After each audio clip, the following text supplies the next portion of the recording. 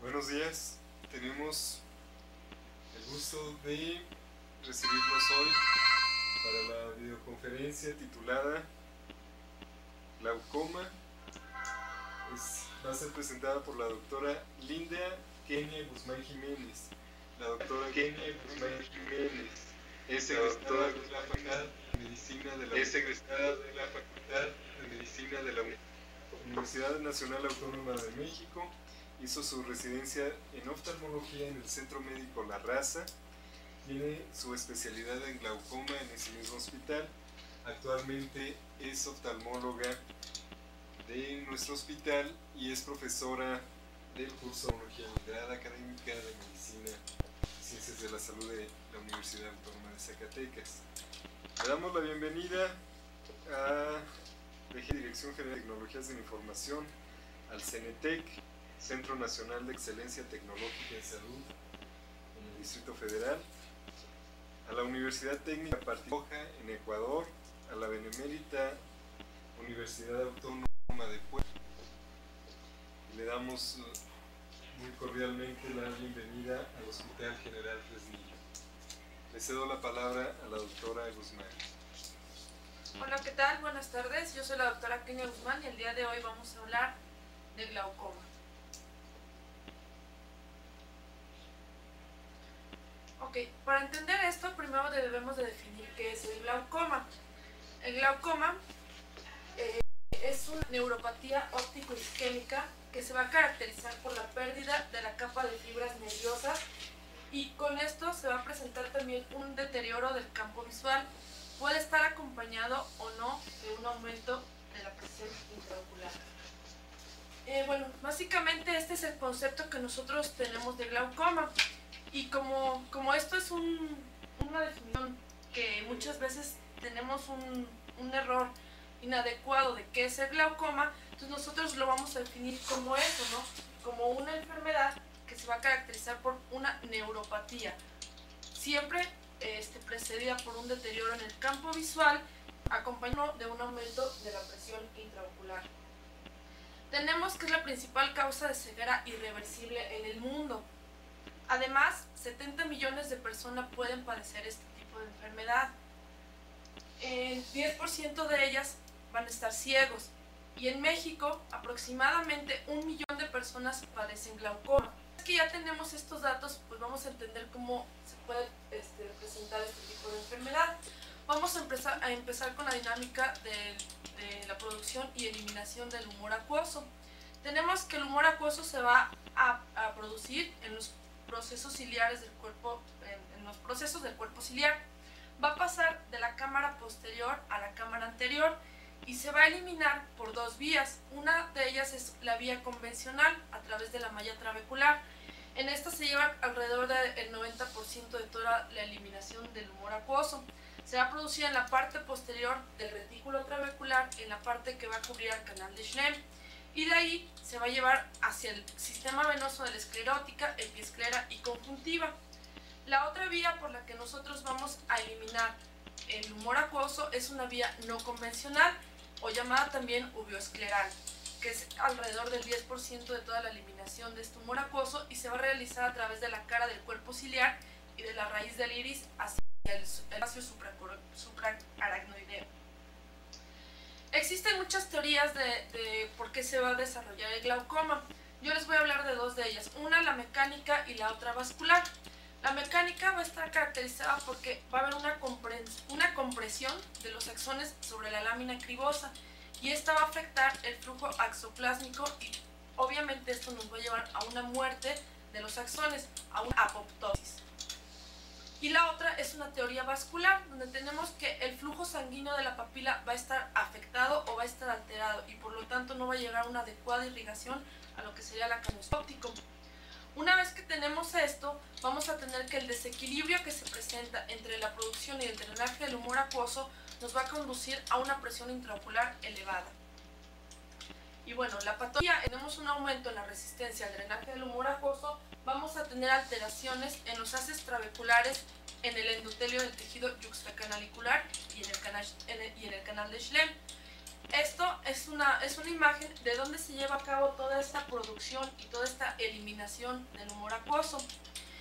Y bueno, vamos también a tener una clasificación. Dentro de la clasificación del glaucoma existen muchas clasificaciones en la actualidad, pero las que más utilizamos es esta, ¿no? Donde nosotros tenemos un glaucoma primario que puede ser de ángulo abierto o ángulo cerrado.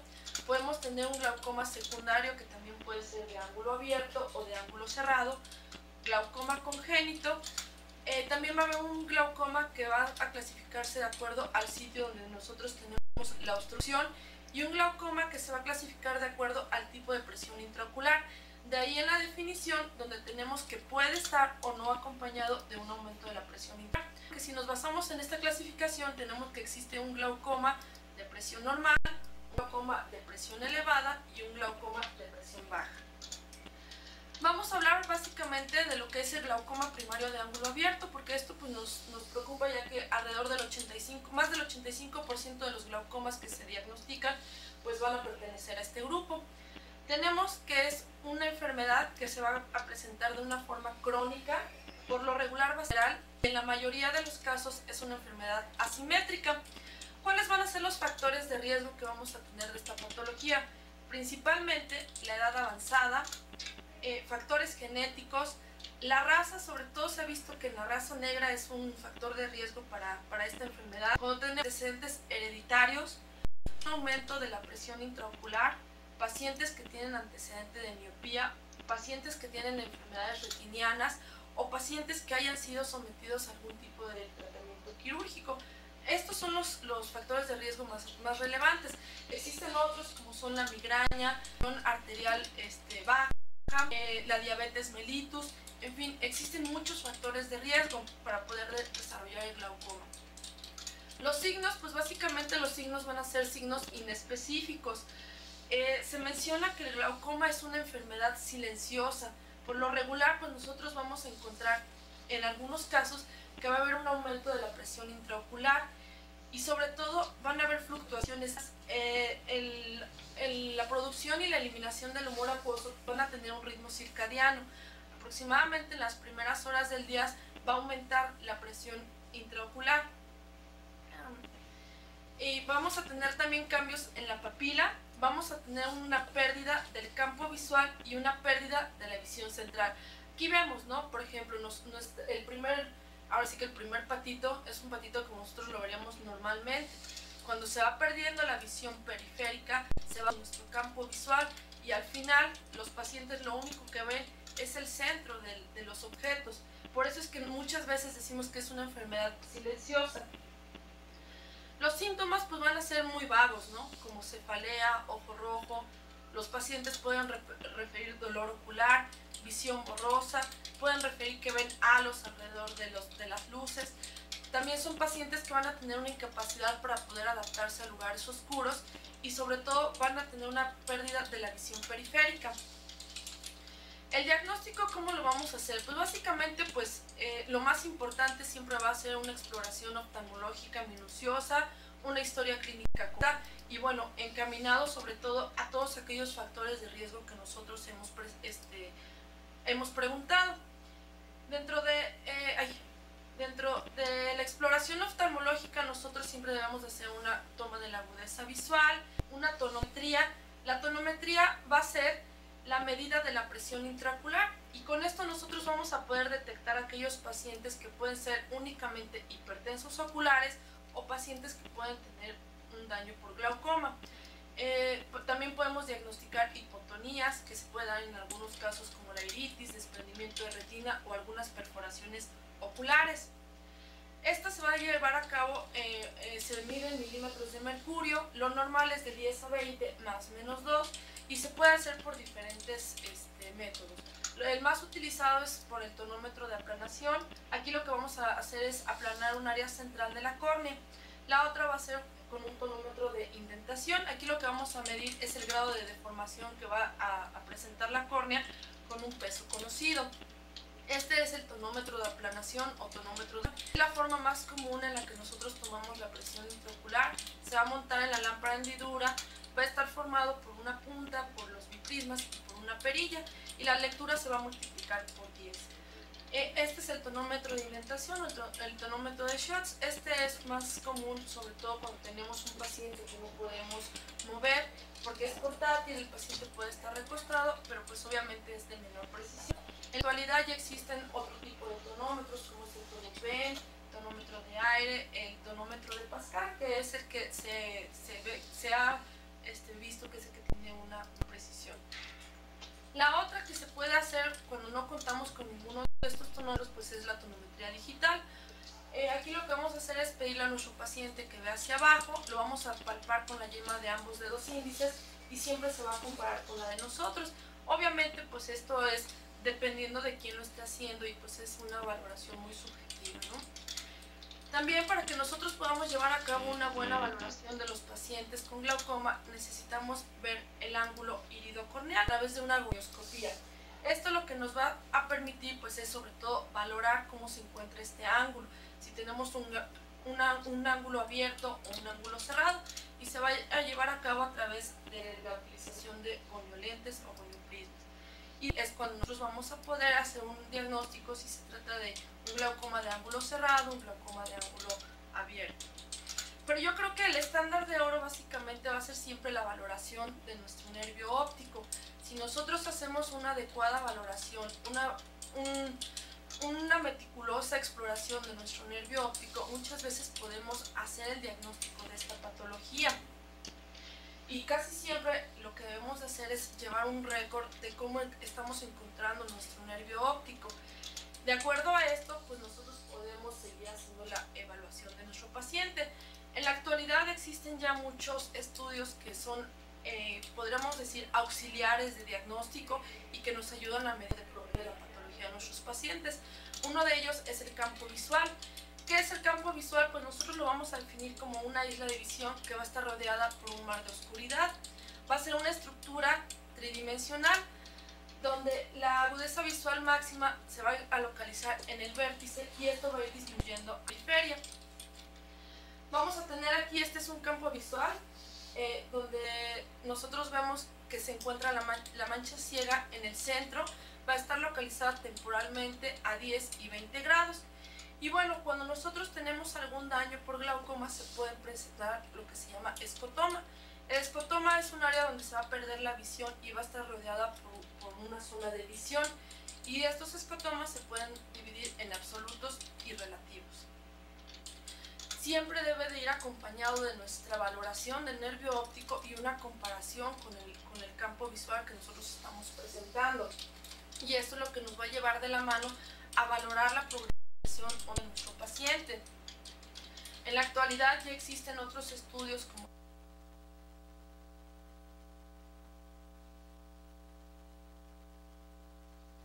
Welcome on the conference.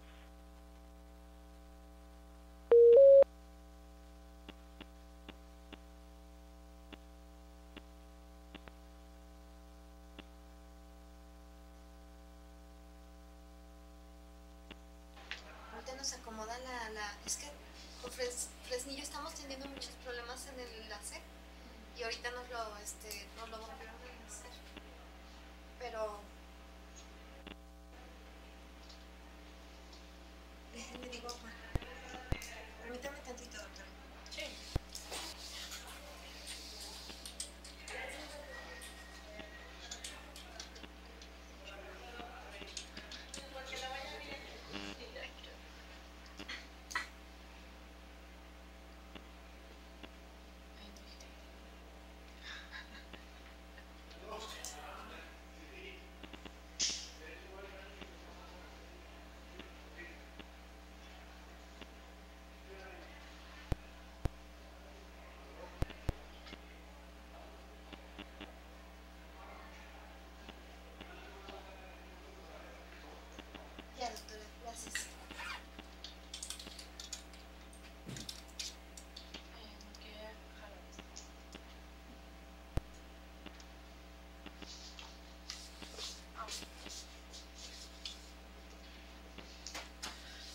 les comentaba, en la actualidad ya existen muchos estudios que nos ayudan a determinar dónde se encuentra la estructura anatómica del óptico.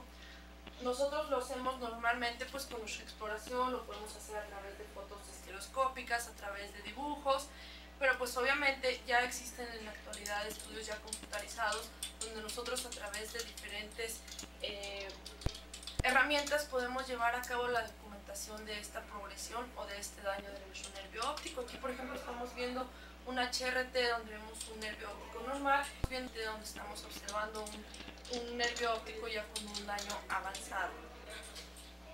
Y bueno, ¿cuál va a ser la finalidad cuando ya tenemos un diagnóstico establecido? Pues el tratamiento, ¿no? Iniciar básicamente con el tratamiento y sobre todo nosotros mismos tener una presión intraocular meta. Esta la vamos a llevar a cabo a través de un tratamiento médico. Primero, ahora sí que vamos a iniciar con una línea de medicamentos. Debemos de llevar un control riguroso de la presión intraocular de nuestro paciente, de cómo está su campo visual, de cómo estamos observando nosotros nuestro nervio óptico y sobre todo si tenemos algún estudio que nos pueda auxiliar, pues tener documentado la pérdida estructural que estamos teniendo.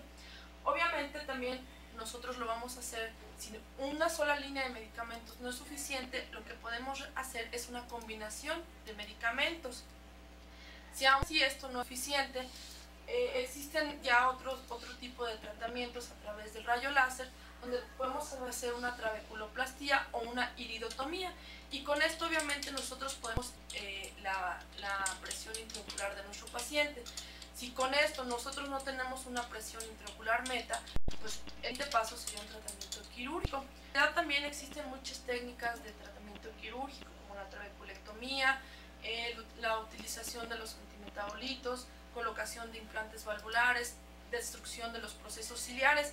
Obviamente todos estos procedimientos por la finalidad es pues, llevar una presión intraocular meta, tener un control adecuado a nuestro paciente, evitar la pérdida de la agudeza visual y sobre todo darle una calidad de vida mejor a nuestro paciente. Como conclusión vamos a tener que el glaucoma pues va a ser la principal causa de ceguera irreversible en el mundo, que en México 1 millón de personas van a padecer esta enfermedad y que el diagnóstico y tratamiento adecuado van a brindar una mejor calidad de vida a nuestro paciente. Obviamente pues lo que nosotros queremos es tener una mejor calidad de vida para todos, ¿no? Y bueno, pues eso es todo. Muchas gracias.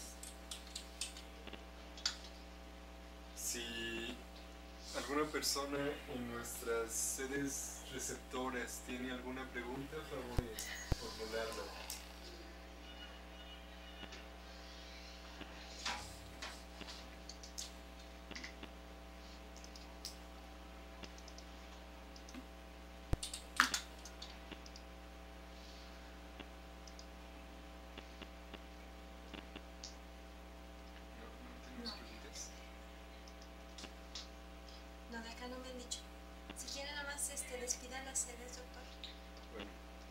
Si no hay preguntas, le damos nuestro agradecimiento a la doctora Linda Kenia Guzmán Jiménez por su presentación y nos despedimos de nuestras sedes receptoras, a la Dirección General de Tecnologías de la Información, al Centro Nacional de Excelencia Tecnológica en Salud en el Distrito Federal, a la Universidad Técnica Particular de Loja en Ecuador, a la Benemérita Universidad Autónoma de Puebla y al Hospital General Fresnillo. Les hacemos una cordial invitación para que las próximas programaciones estén con nosotros. Muchas gracias.